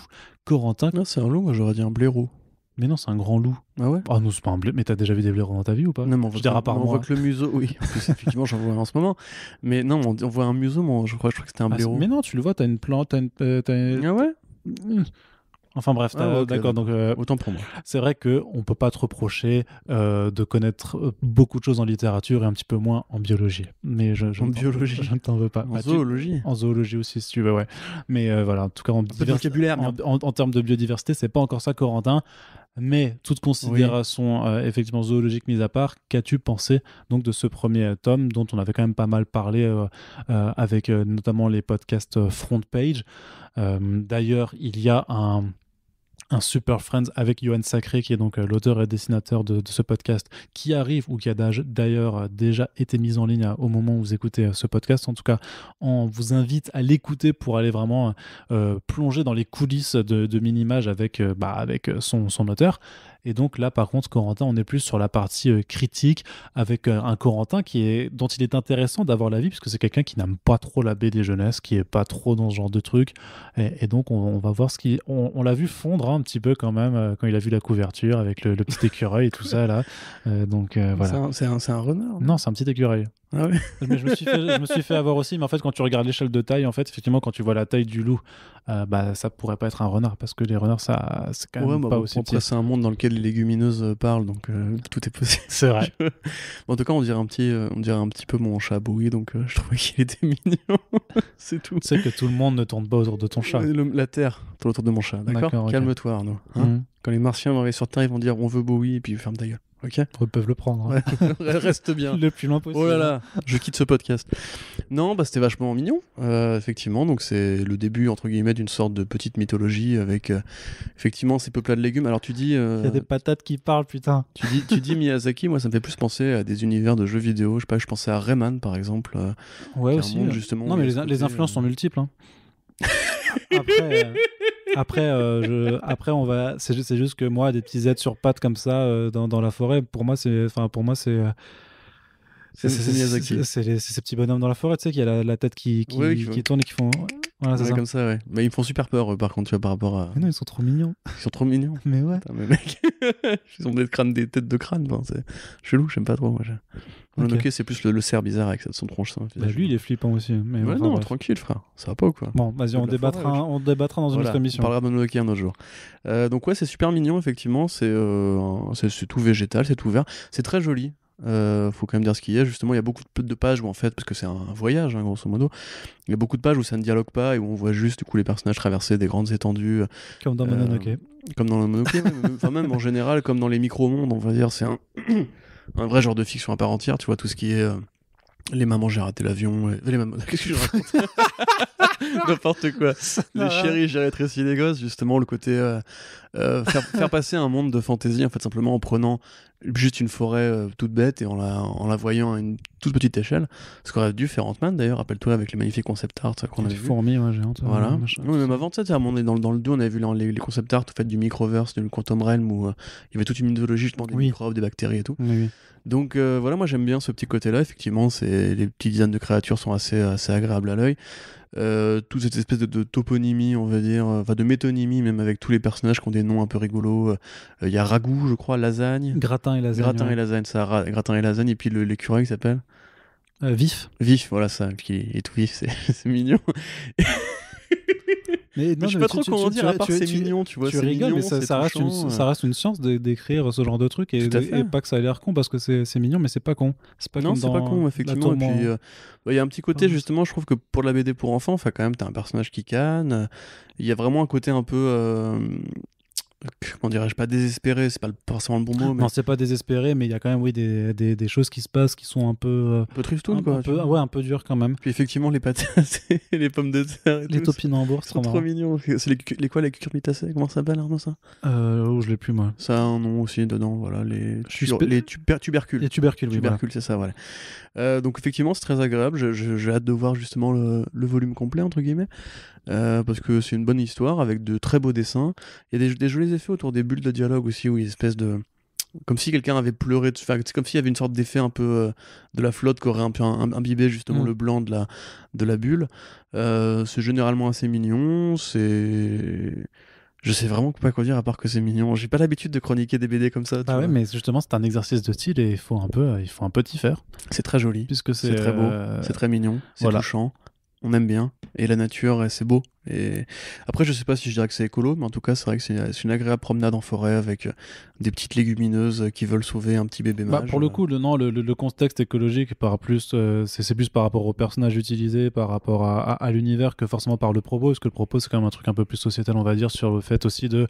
Enfin, là-dessus c'est très classique, il n'y a pas de réinvention sur en fait juste la tolérance de la différence, tout simplement. Mais j'aime bien la façon dont c'est amené et dont Johan écrit quand même que à force, voilà, ces deux peuples-là savent même plus pourquoi se battre parce que ça fait tellement longtemps et c'est juste deux tribus qui se détestent depuis la nuit des temps et ils savent même plus pourquoi. C'est juste que par définition, c'est bah toi t'es une légumineuse donc voilà, on va te reprocher tout un tas de trucs parce que juste t'appartiens. Donc bon, c'est quand même assez explicite et frontal sur le fait de juste de tolérer l'autre, même s'il ne te ressemble pas. Et d'autant plus que j'imagine que le fait que le mini-mage en question ressemble énormément à une légumineuse et qu'il a juste une petite mèche, tu vois, montre aussi que techniquement, à la base de la base, voilà, quand tu nais, grosso modo, tu vois pas ces différences-là. Donc c'est que bien qu'il y a une sorte d'unité. Mais bon, ce genre de discours c'est très... universaliste. Ouais, voilà, c'est ça, c'est admis, je veux dire, nous, on le sait, tu vois, mais j'imagine que, voilà, pour un public jeune, et même pour des adultes qui auraient pas forcé, qui auraient un petit peu oublié... des racistes. Ouais, c'est ça. On ferait mini-image, raciste. Non, mais c'est con, mais je veux dire qu'il y a des personnes qui auraient un petit peu oublié ce genre de concept, pourtant pas assez, je sais pas, enfin... Pour moi, qui semble un peu évident, tu vois, c'est bien, mais en tout cas pour des jeunes aussi, je pense que c'est quelque chose d'assez positif et qui montre effectivement que ça reste un voyage, donc il se passe des choses un petit peu difficiles, mais qui essaie d'être montré sous un jour un peu positif quand même, malgré tout, tu vois, sans en faire des blagues non plus. Donc plutôt. Je pensais à Mosgard un peu justement, ce côté récit animalier avec le côté un peu le côté minuscule qui rend justement le monde environnant plus menaçant ou plus fantasy. Où tu sais, maintenant, voilà, le loup peut avoir une dégaine de dragon, comme dans Mosgard, où en fait un pigeon peut avoir une dégaine de dragon, tu vois. Et puis, est-ce que je vous ai dit que c'était mignon? Je sais pas si je vous ai dit que c'était mignon. Je crois que tu as dit que c'était mignon. En tout cas, voilà, ça fait plaisir de voir que ce premier numéro réussit, donc ça nous donne encore plus envie de voir la suite. Si vous êtes parent, je pense que ça peut le faire éventuellement. Ouais, de ouf. Non, mais même si t'es pas parent, parce que du coup, en plus, voilà, c'est un petit fascicule, mais ça coûte 5,90 €, donc c'est vraiment très accessible. Hein. Et notamment, il y a une campagne de financement participatif sur le Ulule de Kina Edition pour vous faire la totale, grosso modo, pour avoir les numéros, l'anthologie quand elle sortira au format relié, si vous préférez avoir le relié directement. Mais je pense que ça reste un truc franchement à soutenir. Et voilà, vivement les numéros 2, 3 et 4 de ce premier volume, avec le tome en plus de Valentin Sèche qui arrivera pour compléter le tout. Et on vous en reparlera donc tout au long de l'année. J'aimerais bien des petits bonshommes champignons aussi. J'aime bien les petits bonshommes champignons. Ouais, tu sais qu'il y en a dans Dark Souls. Ouais. Ouais. Ils sont menaçants, ils sont flippants et Bah, tout. faut les buter, quoi. Ah, Et ok. ils te mettent des pains. Et en fait, ils ont pas d'armes. Ils te mettent des coups de poing comme ça, latéraux. Et tu te dis au début, ça va. Sauf qu'en fait, ça te met des énormes patates de barre de vie. Et je Je me me suis. fie des hommes champignons. Donc, du coup, tu sais, ils arrivent, ils sont tout mignons, ils sont tout petits comme ça. Ils arrivent vers toi. Puis ils te font ils ont des tout petits bras, donc ils ont pas trop de Ah portée. bah, les amanites qui mouchent, Sauf que dès qu'ils sont deux, en fait, si les deux ils te mettent une patate en même temps, tu meurs direct, quoi. Et, voilà. amanites phalloïdes et tout ça, bien sûr. Donc voilà. Mais du coup. Il y en a dans Rayman aussi, je crois. Des champignons? Il me semble. Je ne me Il y rappelle. en a dans Fantasia. Ils sont trop bien. C'est les petits Cosaques et ils dansent sur Tchaïkovski. J'aime beaucoup Fantasia. Très bien. Voilà. Eh bien, c'était un peu la Laisse-moi parenthèse, tranquille. la parenthèse culturelle dans un podcast culturel. Écoute, j'ai envie de dire, on continue et on est encore en train d'ouvrir totalement nos frontières éditoriales. Non, c'est les fleurs qui dansent sur. Non, c'est les fleurs qui dansent sur le. Ouais, mais je crois qu'on s'en branle en fait. En fait, ils dansent sur un côté chinois. C'est un peu stéréotypé d'ailleurs, parce qu'ils ont c'est un petit peu chapeau chinois, les trucs de champignons. Tu veux dire que Walt Disney des années 60 est raciste? Oui, tout à Ouais. fait. C'est ça que je veux dire. C'est incroyable. C'était quand même très mignon. C'est bon, tu me Oui, dis, hein, bien d'accord, que je puisse passer à la suite. Hein. Bien sûr. Parce que sinon, on peut faire un spin-off sur Tu Walt vois, Disney. T'as tout vu ça, ce qui mais- arrive quand on parle de BD jeunesse? Tu me Voilà. perds, tu me perds. Ouais, Je disparais. je suis en train de réveiller l'enfant que tu essayes d'enfouir tous les jours et tout ça, mais on le sait. L'enfant que j'essaie d'enfouir tous les jours. Sorti de son contexte. Allez, Je suis pas un chauve de Miami, merde. non. Qu'est-ce que je veux dire? Donc, on continue à casser un peu nos frontières éditoriales, puisque là, on parle vraiment d'une BD qui est faite en France de nouveau. D'ailleurs, c'était déjà le cas avec Minimage, hein, qui est une création originale faite dans nos latitudes, mais voilà, dont on estime qu'elle s'inscrive logiquement dans notre rapport à la BD, dans ce dont on a envie de parler. Et donc là, on parle de Yojimbot, le premier tome qui est sorti chez Dargo, qui est une création originale d'un artiste qui s'appelle Sylvain Repos, dont c'est la première BD. Donc voilà, ça vient de démarrer. Et donc là, Corentin, je te laisse nous faire le pitch et nous vendre la sauce, parce que je pense que tu sauras mieux le faire que moi, même si on est grosso modo d'accord sur le fait que c'est une petite bombe et que pour un premier album, en tout cas, c'est hyper convaincant. Oui, complètement. Alors pour résumer, ça se passe dans une sorte de Japon, a priori d'ailleurs, post-industriel, puisque on t'explique plus ou moins qu'il y a eu une sorte de parc d'attractions à la Westworld, où en fait des robots circulaient, donc des robots vraiment qui ont des gueules de robots, hein, pas à la Westworld justement, tournent dans le parc, ils font des petits spectacles, parmi lesquels justement un qui est le mendiant, qui lui croise grosso modo quasiment tous les jours un robot samouraï, ils se font un petit duel, etc. Ce parc a été laissé à l'abandon, a été rattrapé par la nature, etc. Pendant le temps duquel l'humanité, qui alors apparemment se méfie entre guillemets de la radioactivité ambiante, s'est enfouie dans une sorte de base qui est dirigée par une armée un peu totalitaire. Beaucoup totalitaire quand Beaucoup même. totalitaire, effectivement, qui utilise des drones pour contrôler un petit peu le monde environnant sans quitter la base. Alors quand ça commence, on découvre justement le mendiant qui fait son petit duel quotidien avec le samouraï. Et le robot lui-même va surprendre entre guillemets deux humains qui s'enfuient en fait et qui pillent un petit peu les réserves du parc pour avoir de la technologie et qui prévoient de rejoindre une sorte de couche de rébellion. Donc, très classique jusqu'ici. La couche de rébellion en question qui est menacée par les militaires très totalitaires et le Yojimbot, donc évidemment inspiré par le film Yojimbo de Kurosawa qui veut dire le garde du corps, et qui est un robot et qui est très puissant et qui est très rapide, va prendre le gamin de ces deux, parmi lesquels d'ailleurs un des deux s'appelle Hideo. Je pense en référence à Hideo Kojima probablement, parce que c'est gavé de références pop culturelles. Donc un père et son fils qui s'enfuient de la base, les militaires qui les rattrapent, le père qui se fait, on peut le dire j'imagine, schlass, et le robot qui va prendre le gamin sous son aile et essayer de le protéger. Il va l'emmener à travers le monde des robots, plusieurs robots vont se greffer à cette petite équipée, et un chef militaire qui pilote des drones à distance va leur faire un petit peu la nique en essayant de leur cavaler après, et en envoyant toute une série de drones très menaçants à leur trousse. Alors c'est un tome 1 qui justement ne dit pas encore tout par rapport à ce qui est arrivé à l'humanité pour qu'elle s'enferme comme ça dans cette espèce de dôme et à qui est cette fameuse résistance qu'on ne voit pas encore. Donc ça a vraiment ce côté un petit peu, en l'occurrence c'est vraiment très Miyazaki, hein, c'est vraiment le château dans le ciel avec le robot protecteur, c'est aussi évidemment le géant de fer. Lone Wolf and Cub aussi. Lone Wolf and Cub, oui. Lone Wolf and Cub, effectivement, puisque Lone Wolf and Cub, donc, qui raconte justement comment un samouraï protège son bébé de différentes forces envoyées par d'autres clans, etc. Et comme on pourrait évidemment le supposer, c'est aussi un fan de Usagi Yojimbo, de Star Wars, des Tortues Ninja, etc. Il y a différentes références qui sont employées, il y a beaucoup de clins d'œil à la culture pop, notamment dans une des cases, vous trouverez le robot de Futurama. C'est très joli, c'est très bien écrit, puisque justement ça joue sur des cordes très évidentes. Hein. Franchement, ça invente pas grand chose, mais ça reprend. C'est une sorte de grosse digestion de la culture pop, grosso modo, post-manga, post-comics japonisés, etc. Post-Kurosawa aussi. Il y a vraiment une très belle mise en scène au niveau des bastons. Ah, c'est dingue. C'est dingue, Le effectivement. découpage et qui permet de te faire ressentir l'intensité d'échange de sabres vraiment d'une case à l'autre avec des moments de stop vraiment qui mettent l'accent en fait sur un coup, sur un déplacement, sur un mouvement. Il y a quelque chose de tout le premier affrontement. Enfin, c'est dingue, tu vois. D'ailleurs, c'est très bien de commencer par ça parce que ça te met direct quand même d'entrée de jeu dans l'univers et ça te montre aussi direct que tu dis, je sais pas, c'est la première album de Sylvain Repos que tu ne connais pas forcément avant. T'arrives, tu lis du premier page, tu fais OK, le mec est bon. Le mec est très très bon là-dedans, quoi. Ouais, voilà, et puis c'est vraiment voilà, le croisement entre Westworld, le Géant de Fer, comme tu disais, effectivement, le Lone Wolf and Cub, mais même d'une manière générale, toute l'esthétique justement du manga des années 90, avec du Kenshin, quelque part un petit peu du Vagabond aussi, de Inoue.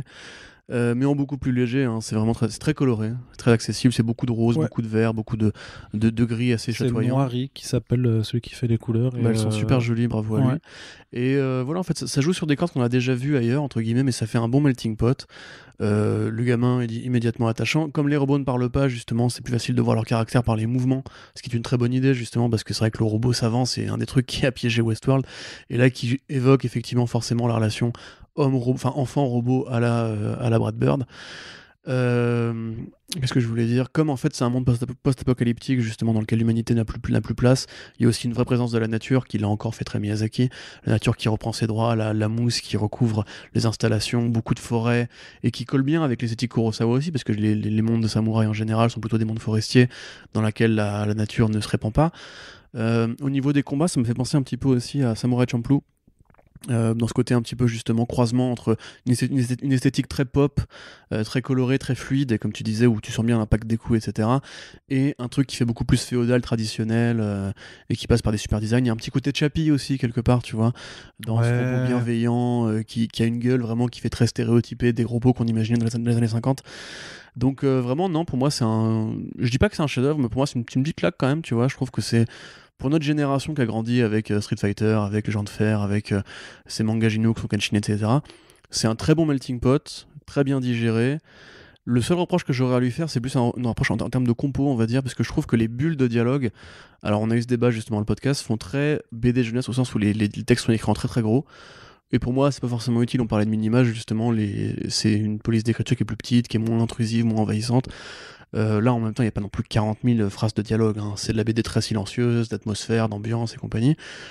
Mais à la limite, voilà, si pour les prochains boulots de ce mec-là, je pense qu'il y aurait un intérêt à justement revoir un petit peu à la Bah, pour baisse. l'instant, c'est le prochain boulot, c'est Yojimbo Bottom 2, hein, Oui, clairement. bien sûr, non, mais je dis à l'avenir, parce qu'a priori, ça va être un mec qu'on aimera suivre dans le temps.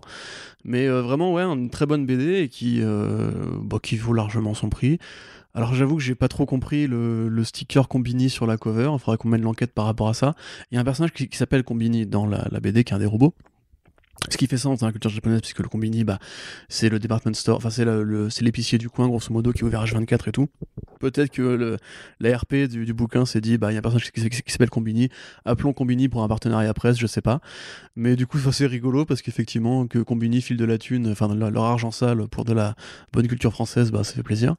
Mais moi, ouais, petit coup de Ouais, cœur je sais pas de ce début d'année. dans quelle mesure, parce que du coup, Sylvain est passé dans un format vidéo, tu sais, les dessine-moi quelque chose là, Ouais, ouais, comment ça de s'appelle Merde.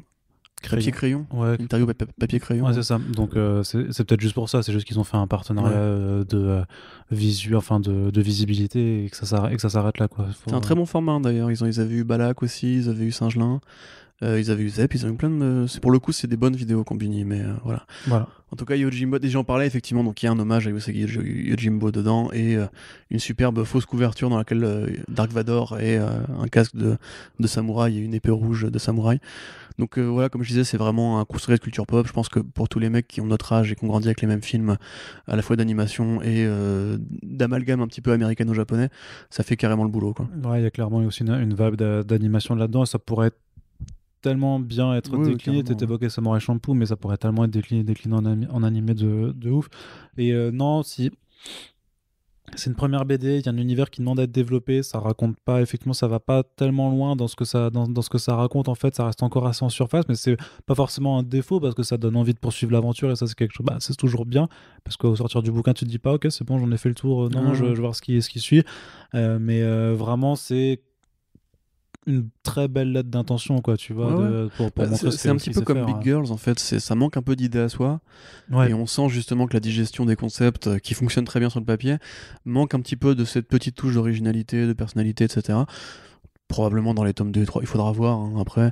Mais en tout cas, je pense qu'au niveau graphique, c'est une branlée, quoi. Il n'y a pas Là, grand par chose à contre, dire. il y a pas à chier, ça fait ultra plaisir à voir et t'es littéralement soufflé, en fait.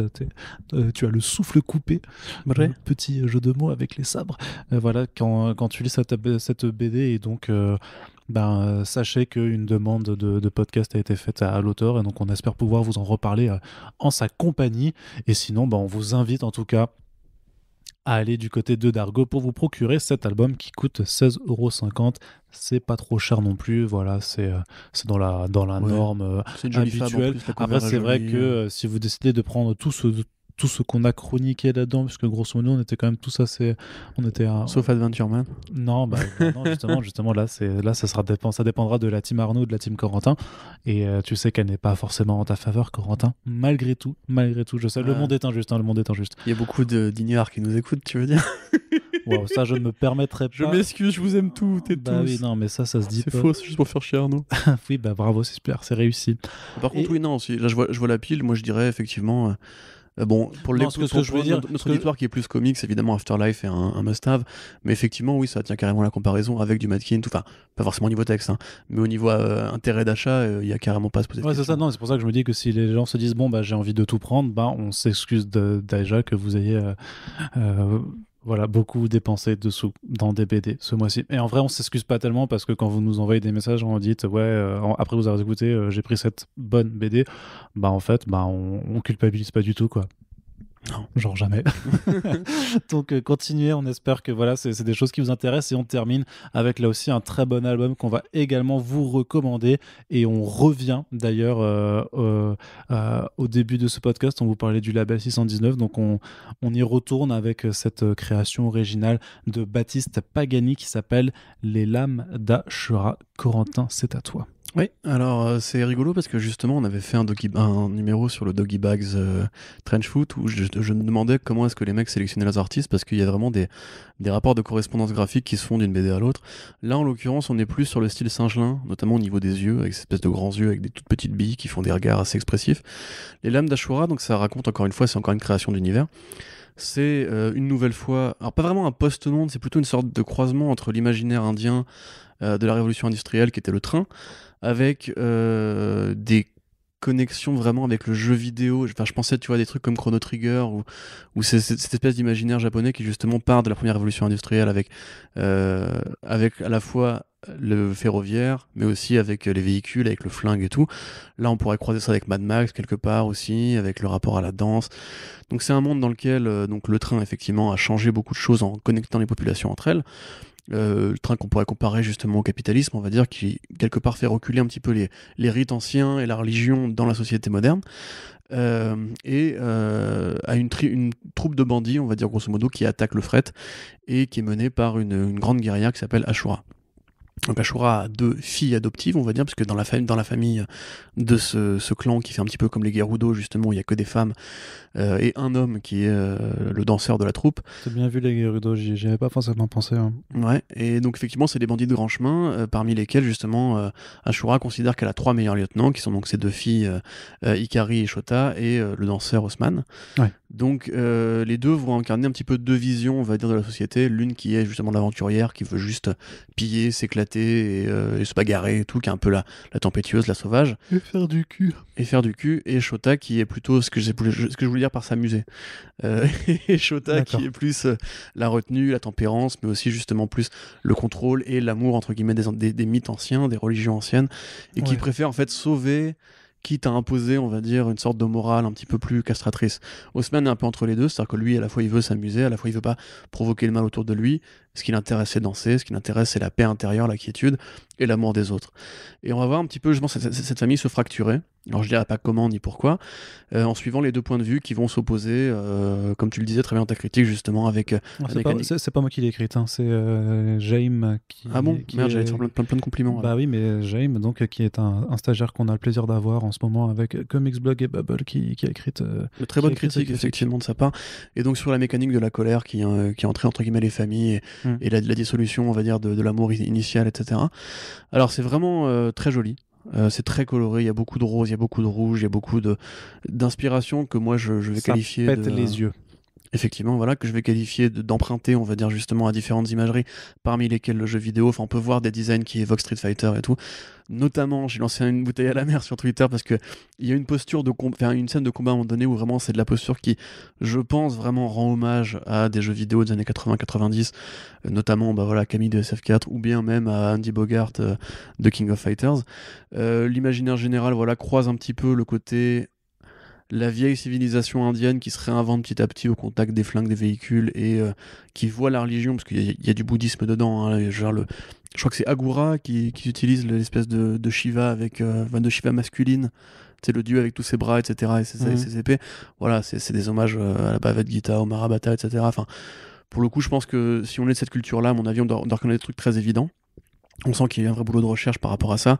Les personnages sont super expressifs, c'est très dynamique au niveau des combats. C'est très androgyne aussi, c'est-à-dire que les personnages féminins, justement, font presque plus masculins dans leurs attributs. Bah, Même s'ils Osman baisent et aussi, tout. Hein. et Osman a quelque chose de Voilà, très féminin et Haussmann aussi, est très hein. féminin, mais même tous les danseurs, on dirait que parfois il leur dessine des nichons et tout, tu vois. C'est assez sexuel d'ailleurs comme atmosphère, enfin sensuel, on va dire plutôt. Il y a un côté un peu drogue, il y a un côté un peu ésotérique.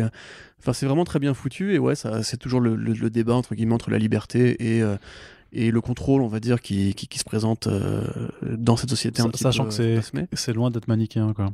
Non, c'est pas du tout manichéen, effectivement. Et puis voilà, c'est très joli, c'est assez pacifié, on va dire. Enfin, c'est vraiment une BD que tu peux lire justement pour triper un peu, on va dire. Tu vois ce que je veux dire? Ça, c'est à la fois très joli, mais ça a une histoire, un propos que tu peux appliquer au quotidien. Et il y a tout ce rapport à la danse, tout ce rapport au corps, au pluriel, tout ce rapport à ces designs, à cette espèce de voyage, d'exploration, de civilisation un peu en mouvement et tout. Donc c'est vraiment une bonne tarte dans la gueule, quoi. C'est thématiquement très riche et visuellement réussi. Voilà, c'est ça vient côtoyer, pour moi, d'assez près quand même, justement, les travaux de Babelais ou de Singelin. T'avais chez lu le 619. précédent, The Golden Path? Pas du tout, j'ai découvert l'auteur avec ça. D'accord.